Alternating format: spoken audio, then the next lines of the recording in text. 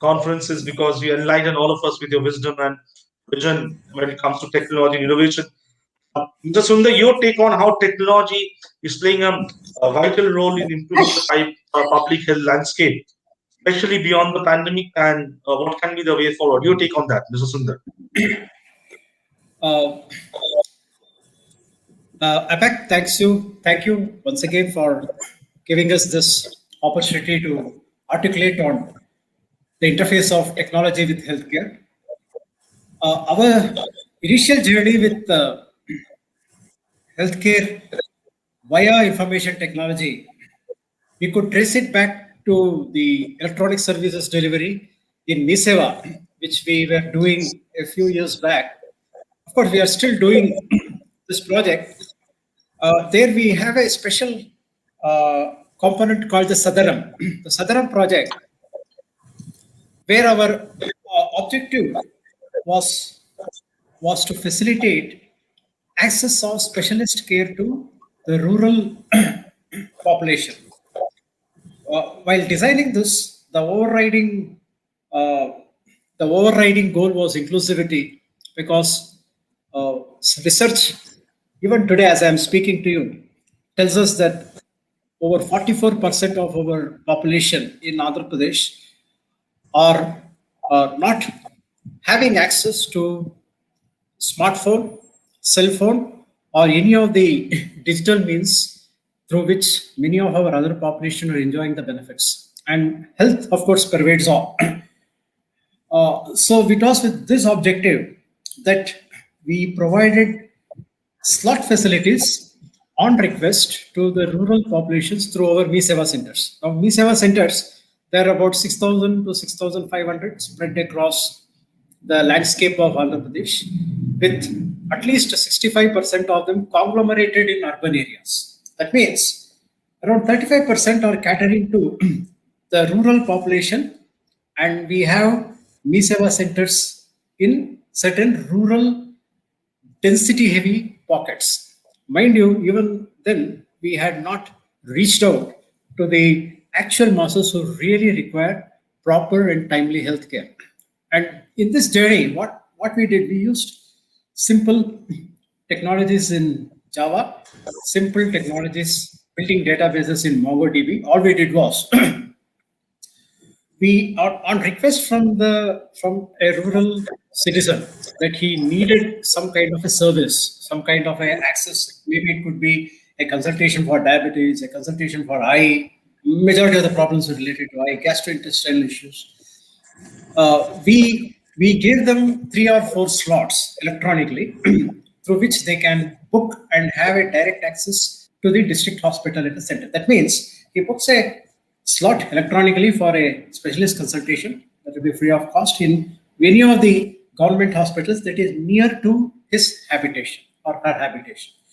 And this was a time-consuming process because we had to bring all the government doctors, primary healthcare specialists, the paramedical staff onto the digital means. That means they should examine the patient, create an electronic record, affix their signatures digitally. This logistics was a nightmare because of the enormity of the staff at the. So this basic groundwork we did over the past 5 to 6 years, that is getting all the healthcare workers and the healthcare specialists onto the digital platform. And through this, the rural citizen was able to electronically book a slot for his or her ailment. But the actual examination, the actual treatment, everything happened physically. Cut to the pandemic. This, of course, failed or flaunted because of the preoccupation of the healthcare with the COVID-19 pandemic. Now, technology took a different turn. This was through a series of online and virtual meetings through Zoom, through WebEx, through so many platforms on counseling on what to do and what not to do. The entire COVID appropriate protocol was spelled out and taken to the masses through digital technology. And even here, if you observe in both the scenarios, technology was just an aid to bring the patient and the healthcare specialist together. Nowhere it was actually entering the medical processes for speeding up this treatment protocol. So again, I also happen to be the uh, Director General of International Institute of Digital Technologies at Tirupati, a new institution which runs PGP in emerging technologies. So we called 3 to 4 specialists. One was an ophthalmologist, another was a maxillofacial surgeon, to tell us how else we can contribute using technologies. And one or two things they spelled out was in 3D printing and in the maintenance of electronic citizen records through servers. So maintaining these huge amounts of electronic records take with catering to issues of security was a challenge. And when we look back at the health department, yes, they have done quite a work on that front so far. But again, this was only touching the periphery. Now, on further analysis, there are two areas where health technology can potentially contribute. One is in the discovery of vaccines. In the discovery of vaccines, several trials, thousands and thousands of trials have to be undergone before the golden trial comes out with the most appropriate parameter match. Now, this is a time consuming process, as all of us can understand, but the algorithmic process for selection can be made much faster. But unfortunately, this remains only as a proof of concept, and nowhere has it given us any substantial outcomes in the artificial intelligence and the machine learning field. Now, with this in a nutshell is how technology interfaces with health. But I want to conclude with one one more observation. Health is a citizen's responsibility.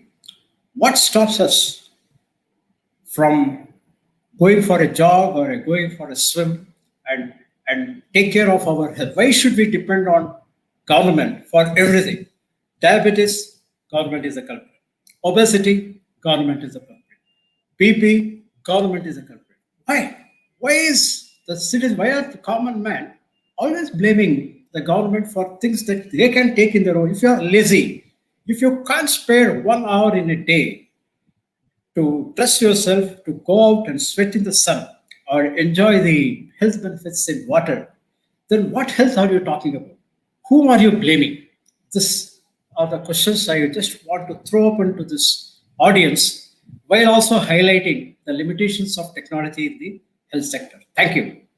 Thank you so much. Thank you so much, Mr. Sundar, for giving some insights on the kind of technology innovation being leveraged in your state, and also the example of Me Seva. We know how remarkable work was done through Me Seva, and the things which were never we could have thought of doing before pandemic. Pandemic has changed everything because the technological and innovation has been leveraged in a way which we none of us would have thought that we can use that in that way. Thank you so much, B. Sundar, Special Secretary, Information Technology and Electronics Communication Department, Government of Andhra Pradesh, for joining us for a special address in the inaugural of APAC 3-day Health Tech Innovation Conclave.